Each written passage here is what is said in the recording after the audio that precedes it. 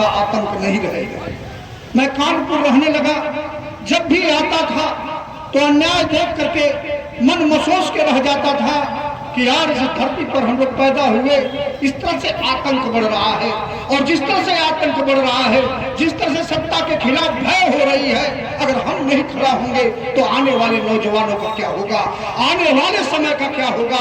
फिर वही सामंती जुर्म होगा, मारे जाएंगे, पीटे जाएंगे, थाने में बंद किया कराया जाएगा, उनका काउंटर किया कराया जाएगा और तमाम सारी यातनाएं देकर के समाज को लूटा जाएगा। और गुंडे माफिया तमाम पदों पर चयनित होंगे और चयनित होकर के सब लोगों पर हमला करेंगे। यही हाल पूरे जिले के अंदर है और यह भय उत्तर प्रदेश के अंदर व्याप्त है।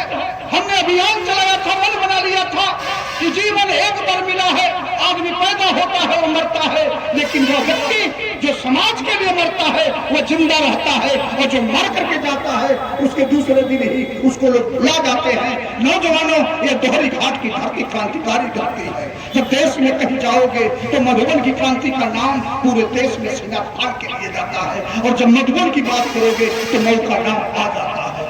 आज हरिचंद पांडे और तमाम सारे साथी जो खड़े हुए हैं और पूरे प्रदेश को एक संदेश देने का काम किया है कि पूर्वांचल में वही मऊ, मधुबन और दोहरी घाट की धरती फिर अंगड़ाई लेनी है। और कोई भी व्यक्ति अगर हिम्मत किसी पर डालेगा, किसी भी कमजोर व्यक्ति के ऊपर कॉलर पकड़ने का प्रयास करेगा, तो याद रखना हम लोगों के हाथ में दही नहीं जमी है। हम लोग भी अपने हाथ में कानून को लेकर के हमला करने का प्रयास करेंगे। हम लोग भी किसी कीमत पर पीछे नहीं। और याद करना पुलिस के लोगों, यही दोहरी घाट थाना है। हमने घेराव यही संघर्ष समिति की थी। इसी दोहरी घाट थाने में 102 सिपाहियों के ऊपर 302, 201 की मुकदमा दर्ज की गई थी। कानून में यह नहीं है कि तुम वर्दी पहने हो किसी थाने के लाकअप में बंद नहीं हो सकते। ये कानून में ये पहले लिखा हुआ है। अपराध तुम करोगे, चाहे अपराध आम आदमी करेगा। अपराधी अपराधी होता है, अपराधी की कोई जाति नहीं होती है, अपराधी का कोई पद नहीं होता है। इसलिए अपराधियों को सुरक्षा देना पैदा कर दो। और जोगी जी, आप कहते हो कि माफिया के खिलाफ अभियान चला रहे हैं। मैं पूछना चाहता हूं कि पूरी जांच कमेटी तुम्हारी शासन में जो निर्धारित की गई थी, जिले के डीएम ने जो मधुबनी एसडीएम की अध्यक्षता में कमेटी निर्धारित की गई थी भ्रष्टाचार के खिलाफ, वह रिपोर्ट अभी क्यों नहीं आई? और अगर आ गई तो कितने लोगों की संपत्ति की तुमने जो सरकारी संपत्ति लूटी गई है उसकी रिकवरी क्यों नहीं कराई गई?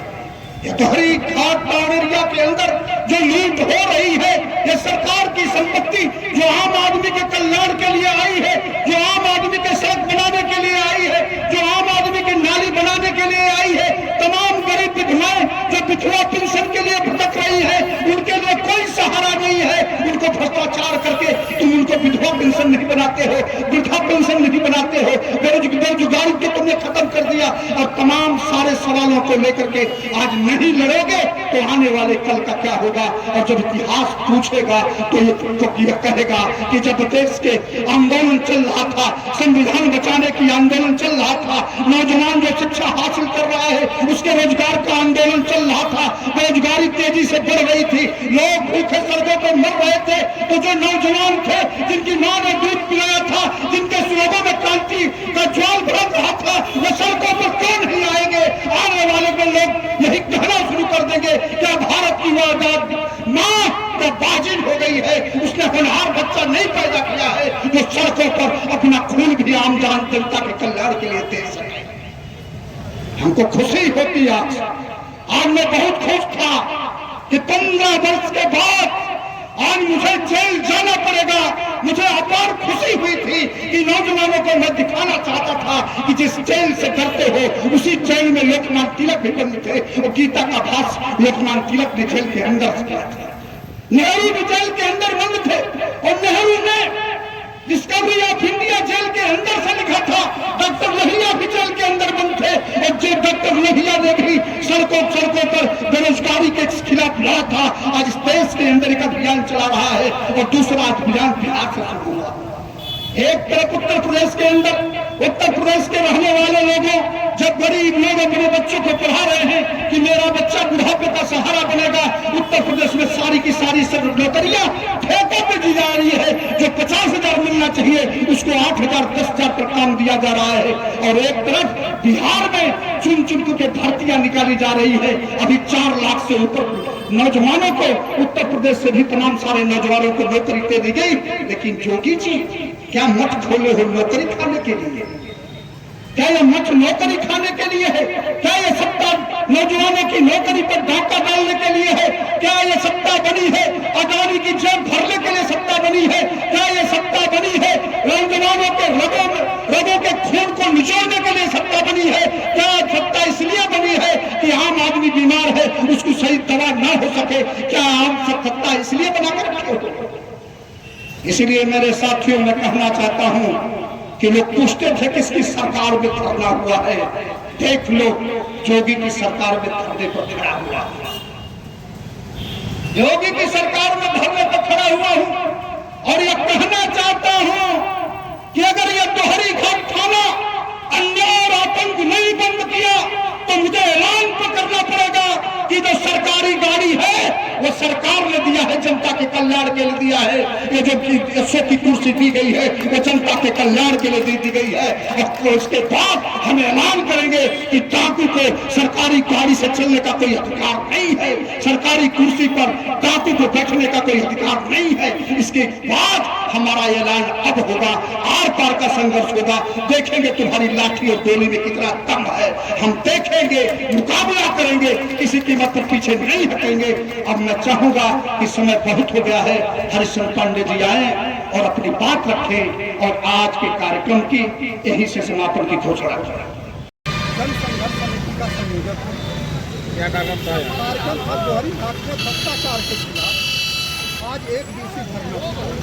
इस धरने पर हम सभी लोग भ्रष्टाचार को लेकर के और यहाँ पूरी तौर से हमारा धरना जारी रहा।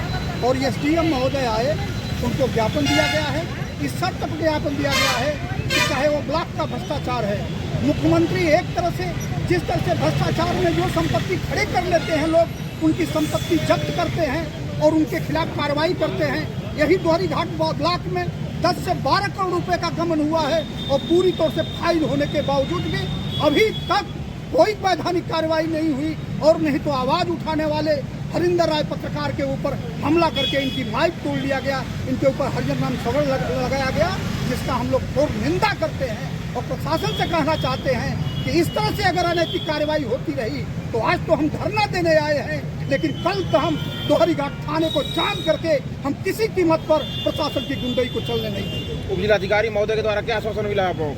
उन्होंने आश्वासन दिया है कि हम अपने स्तर से जो हमारे स्तर की कार्रवाई उसको करेंगे और बाकी राज्यपाल महोदय को भेज करके हम इस पर जो सूचना भेजेंगे ताकि इस पर कार्रवाई हो। क्या क्या मांग थी आप लोगों की? हम लोगों की मांग 6 मांगे थी। क्या क्या? एक तो थाने के भ्रष्टाचार का, दूसरा ब्लॉक में भ्रष्टाचार का, तीसरा जो ट्रेन का संचालन है वो सुबह 9:30 बजे से लेकर के मऊ छोड़े जाए ताकि जो जिला मुख्यालय तक जाना चाहते हैं, जो नौकरी करने वाले लोग हैं, उनको सुविधा हो।